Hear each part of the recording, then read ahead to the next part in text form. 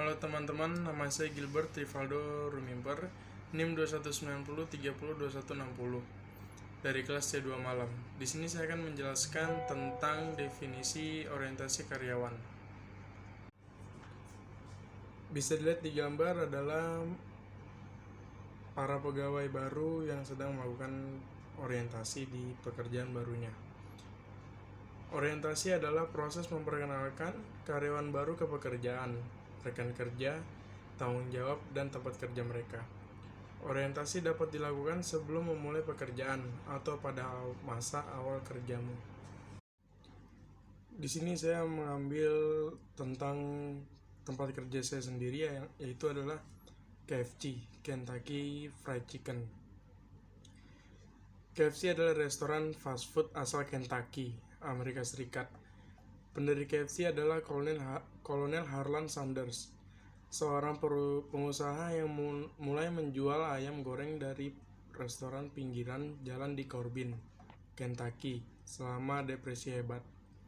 Sementara di Indonesia, sejarah KFC berawal ketika PT Fast Food Indonesia Tbk sebagai pemegang hak waralaba tunggal untuk merek KFC di Indonesia. Pendiri KFC di Indonesia adalah keluarga Gelael pada 1978. Gerai KFC pertama di Indonesia didirikan pada Oktober 1979 di Jalan Melawai, Jakarta, setelah perseroan mendapatkan akuisisi waralaba.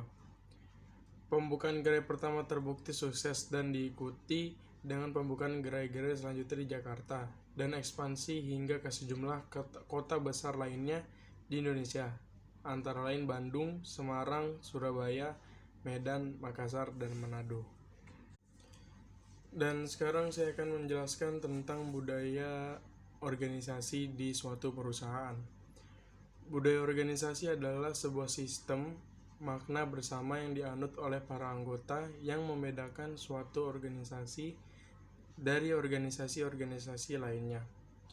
Sistem makna bersama ini adalah sekumpulan karakteristik kunci yang dijunjung tinggi oleh organisasi. Sekarang kita masuk ke definisi peraturan perusahaan. Ada beberapa pengertian terkait hal ini. Namun, secara umum dapat dimaknai bahwa peraturan perusahaan adalah sebuah pedoman bagi tata kelola suatu perusahaan, khususnya yang berhubungan dengan hubungan kerja atau hubungan industrial. Pedoman ini digunakan perusahaan untuk menyelaraskan kehidupan perusahaan guna mencapai tujuan yang dicita-citakan. Pedoman ini juga digunakan agar kehidupan perusahaan dan kegiatan operasionalnya berjalan dengan baik. Tentu saja, jika pedoman dipatuhi akan meminimalisir risiko terjadinya konflik antar karyawan.